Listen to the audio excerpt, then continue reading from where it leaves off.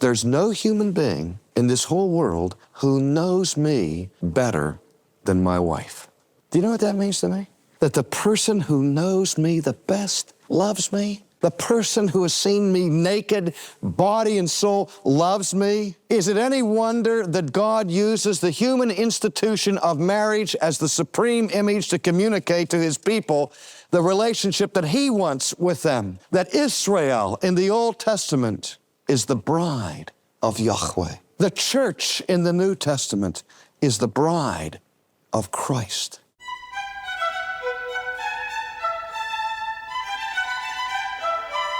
Marriage is a gift from God, not a burden, a precious gift providing a relationship, companionship, where, as you'll hear today, a husband and wife can be naked and unashamed. And it's also a gift because it paints the beautiful picture of God's covenantal relationship with his people.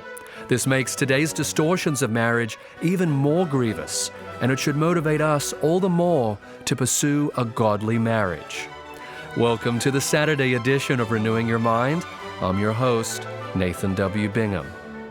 On Saturdays, R.C. Sproul is helping us have a biblical understanding of marriage. And if you'd like to go deeper in your study of this topic, you can request the DVD of this series titled The Intimate Marriage, along with digital access to the messages and study guide when you give a donation of any amount at renewingyourmind.org before midnight tonight. Well, to continue our series, here's Dr. Sproul on God and nakedness. I'd like to welcome you again to our series of studies on Christian marriage. And in this session today, we're going to be considering the theme, God and nakedness. God and nakedness. And I'd like to direct your attention, first of all, to a somewhat strange story that we find in the Old Testament that concerns the patriarch Noah. Everybody's heard of Noah. Noah and the flood, Noah with the boat, the 2x2 and all of that. But what happened to Noah after the flood? What happened after the waters receded and they came safely to dry land? Well, we read in the 9th chapter of the book of Genesis, this very brief, but I think strange story. It says in verse 20, "And Noah began to be a husbandman, and he planted a vineyard. And he drank of the wine and was drunken, and he was uncovered within his tent. Now Ham, the father of Canaan, saw the nakedness of his father, and told his 2 brothers outside. And Shem and Japheth took a garment and laid it upon both their shoulders and went backward and covered the nakedness of their father, and their faces were backwards, so that they did not see their father's nakedness." Isn't that a strange account? Here's Noah. He begins to cultivate a vineyard, and then he harvests the grapes and makes wine and drinks too much. He goes into his tent, and he's in a drunken stupor. And in his drunkenness, he's rolling around, and he is exposed. He's nude. And then we read how his one son comes into the tent, and it says he looked upon his father's nakedness. Notice it doesn't say that Ham came in and looked at his father's drunkenness. And then he runs outside and he tells his brothers. We have to reconstruct this, but obviously Ham is amused at finding his father in this compromising and embarrassing situation. And so he makes hay out of it. He goes out and he says to his brothers, "You ought to go in there and see the old man. He's drunk as a skunk and he's stark naked in there." Well, the other 2 brothers, instead of exploiting their father, they take a cover and they stretch it between themselves, lying it over each other's shoulders, and they walked backwards into the tent, and as they were moving, they draped this cover across their father. They covered his nakedness. Now, if you read what follows in the text, when Noah grows old, and it's time for him to pass along the patriarchal blessing, he pronounces his blessing upon Shem and Japheth, but he pronounces a curse upon Ham because he looked upon his father's nakedness. Now, what's going on here? Is it that the ancient Israelite people were so uptight about nakedness that they couldn't stand to be seen without clothes, even in the context of the family? An interesting study is to go through the whole Scripture and see what the Bible says about nakedness, about nudity. We see, for example, that in warfare in the Old Testament, if you were to defeat your enemy in war and in battle, the consummate insult to the dignity of your enemy was not simply to strip him of his arms and of his booty, but to strip him naked and parade the enemy in chains without any clothes. That was to reduce the enemy to total humiliation. It's not by accident that part of the penalty that the executed criminal had to undergo in antiquity was to be executed virtually naked, even as Christ was exposed to that kind of humiliation on the cross. Where do those ideas and images come from? I think to get a handle on it, we have to go even earlier into the Old Testament, back again to the Garden of Eden, back to the creation account, which we considered briefly in our first session. You remember we went over the story of how God had made man and then made woman as a special act of creation, and how excited Adam was when he first beheld his wife and said, "This is flesh of my flesh, bone of my bone," and so on. Well, the second chapter of Genesis ends in a very strange manner. We read, "And Adam said, 'This is now bone of my bones and flesh of my flesh. She shall be called woman because she was taken out of man. Therefore shall a man leave his father and his mother and shall cleave unto his wife, and they shall be one flesh.'" Now, when somebody is writing something like that, you come to the climax of the statement, you put a period there, and then you have a transition into your next thought. But here we have like a dangling participle, like a concluding unscientific postscript, just sort of attached to the end of chapter 2 of Genesis, these strange words. "And they were both naked, the man and his wife, and they were not ashamed." What does that mean? They were both naked, and they were not ashamed. Why does the author include that in the text? I'm not sure, except that the author of Genesis picks up on that in the next chapter, where we read how God gives a prohibition to Adam and Eve and puts rules and regulations around how the Garden of Eden is to be used. And we now see the entrance of the serpent, and it says, "Now the serpent was more subtle than any of the beasts of the field." And we read of that primordial temptation where the serpent comes up and entices Eve and Adam and saying, "You shall be as gods, knowing good and evil." And how our first parents then succumbed to the temptation and ate of the fruit of the tree. And now suddenly there's a radical change in the whole atmosphere of Eden. Formerly, when God would walk in the cool of the day into the garden, as he would come into the garden, we could see Adam and Eve rushing to be in the presence of God. They were basking in the glory of God. They experienced intimacy and communion with their Creator there in the garden. But then they disobey him. And now, when God comes into the garden, what do? They hide. And it says, as soon as they sinned, behold, their eyes were opened, and they knew that they were naked. I wonder what the psychological significance of that is, that the first experience of human guilt was not expressed in terms of saying their eyes were open and they knew that they were sinners. Their eyes were opened and they knew that they were guilty. Their eyes were opened and they knew that they were wicked. That's not what it says. It says that their eyes were opened and they became aware of their nakedness.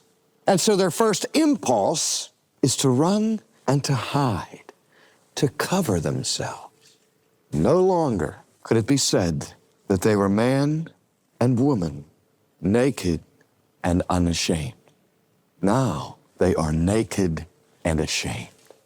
Now, before we explore that too much further, in terms of its significance for marriage, let's see how God responds to that. When God comes into the garden, he calls for his creatures, Adam, where are you?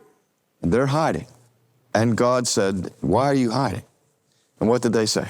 We're hiding because we're naked. Not we're hiding because we're sinned. We're hiding because you've been naked all along. You were naked the day I made you. You were naked every time I fellowshiped you in the garden. Why should being naked cause you to hide? Did you eat of the tree? See, their confession of their awareness of nakedness, God understood as a confession of an awareness of sin. So we see this strange connection here between nakedness and guilt. Now, have you noticed how our culture responds to human nakedness? I mean, we've gone through the sexual revolution. We've seen the advent of Playboy magazine and Penthouse and all the rest of them.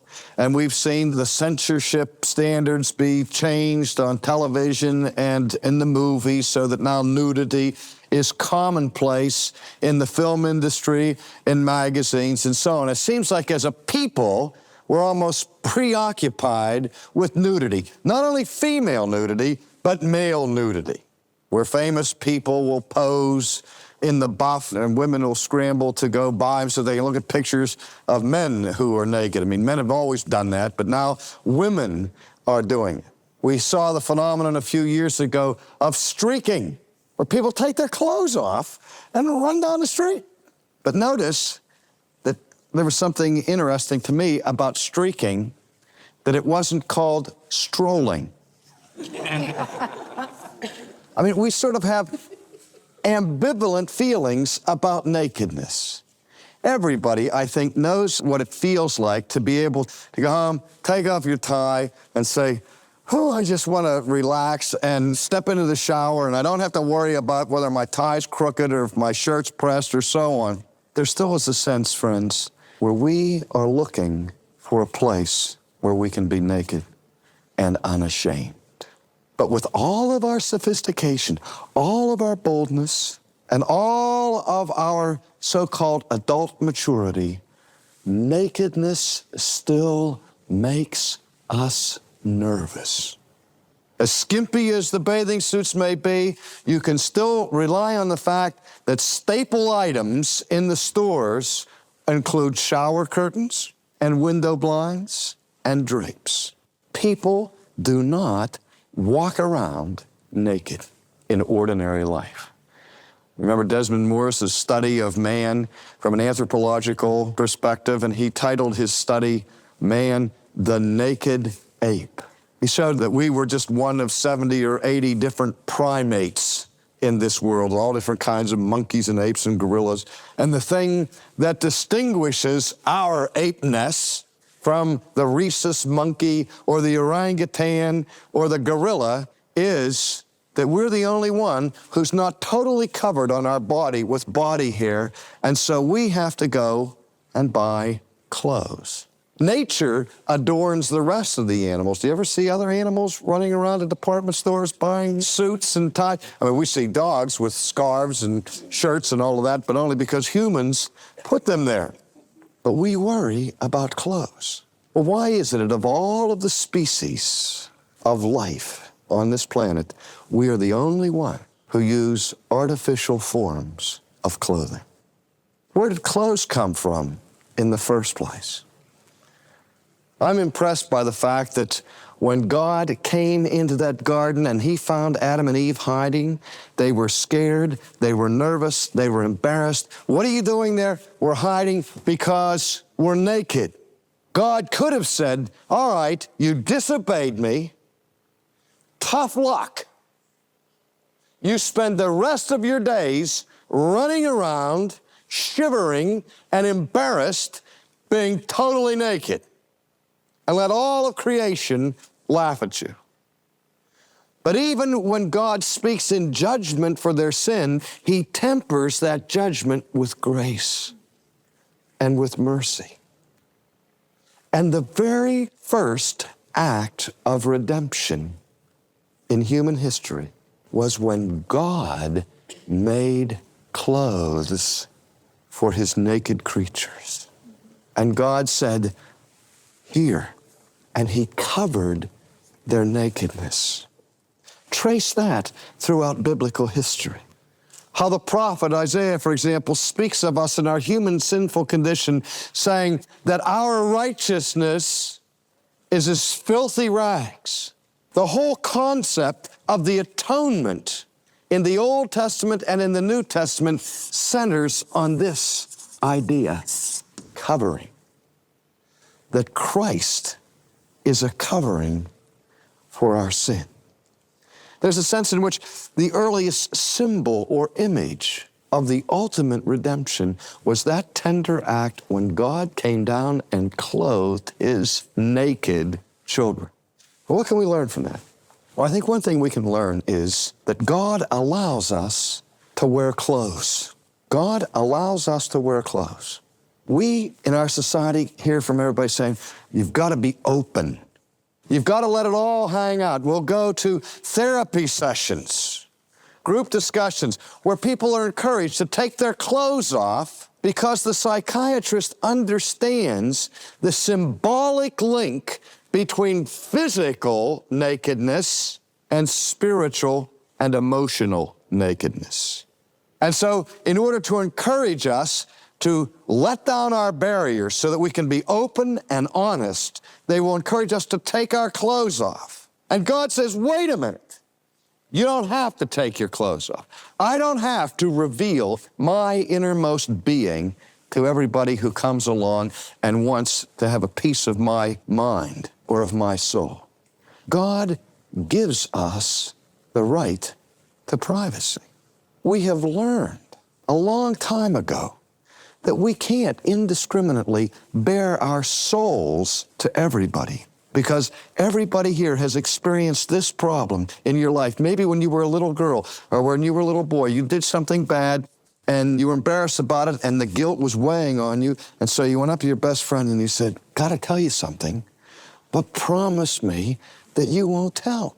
And then you tell your friend what you did. And then the next day, it's all over the schoolyard. Huh? Is there anyone for whom that never happened? We've all experienced that. And so we learn, don't we, to be careful. I told somebody a secret, they jumped on my soul. So I'm going to be careful the next time. I'm going to hide. I'm going to stay concealed. I'm not going to let everybody know what I'm thinking. I'm not going to let everybody know how I'm feeling. When we become masters of hiding ourselves. And we need that. We don't have to expose ourselves to everybody. God gave us clothes. But in spite of that, we still yearn for paradise restored. We still long for some place where we can again be naked and unashamed.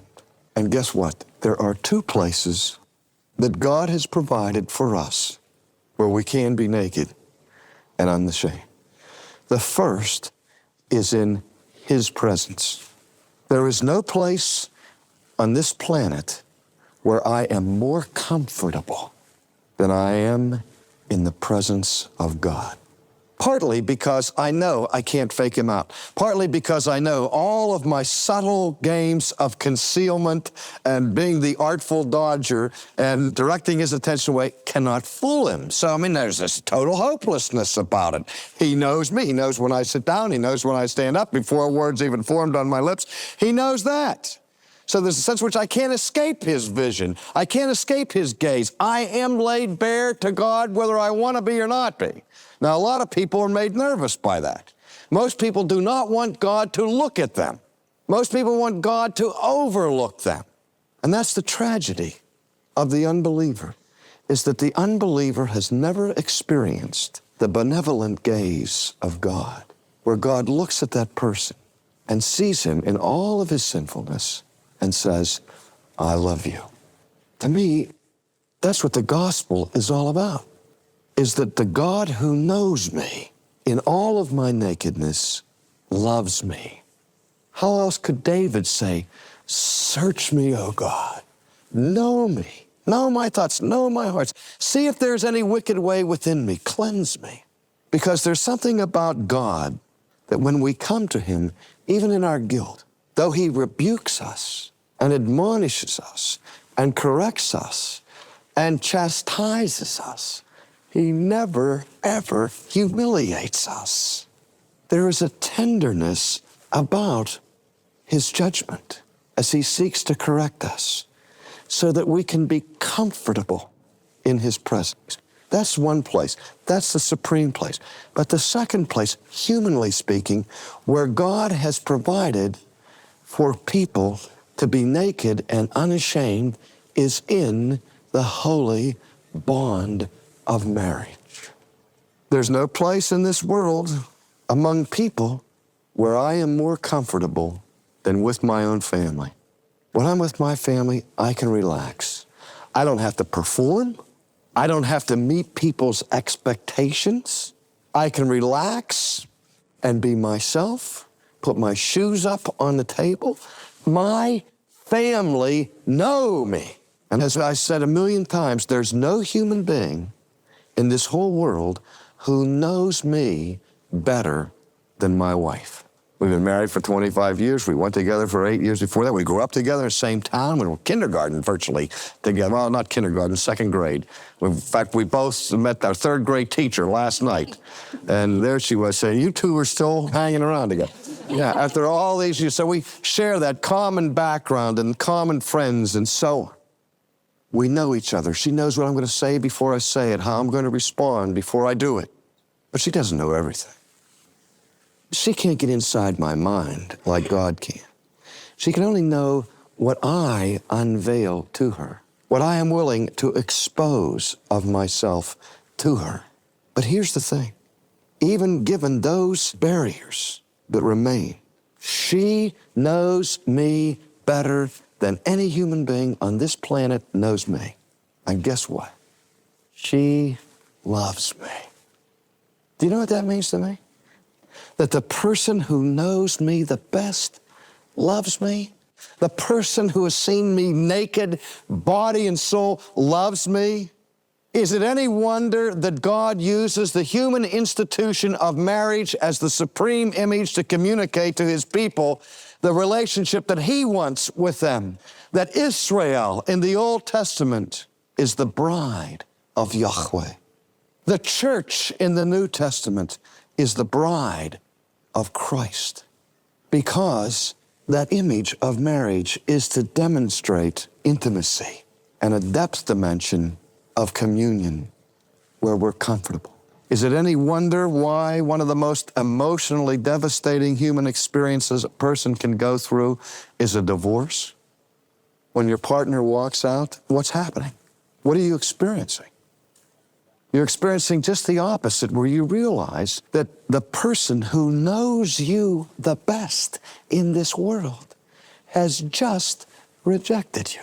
That is brutal to a human being and makes a person very fearful of ever becoming naked again. But God has given us an institution with safeguards as well as with responsibilities, and saying, here, you can be naked. Can you be naked in your marriage? Do you know your partner? Do you feel like you're known? The worst complaint we hear all the time, my wife doesn't understand me. When that happens, there's a breakdown in intimacy. The clothes are coming on because something is being hidden and concealed. Some of the marriages that I observed are really games of hide and seek. People are trying to prevent each other from knowing each other. And so if we're going to have that experience of being naked and unashamed, we've got to learn how to know each other.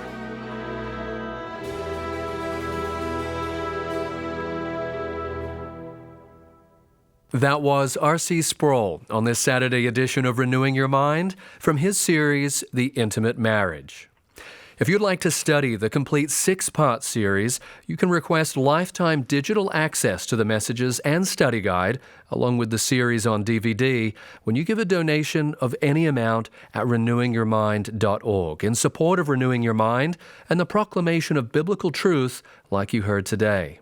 The study guide contains discussion questions to help you foster conversations as you work through this series with your husband or wife. And know that your generosity today fuels the spread of truth and the development of new resources. So receive this resource bundle as our way of saying thank you for your donation at renewingyourmind.org or by using the link in the podcast show notes.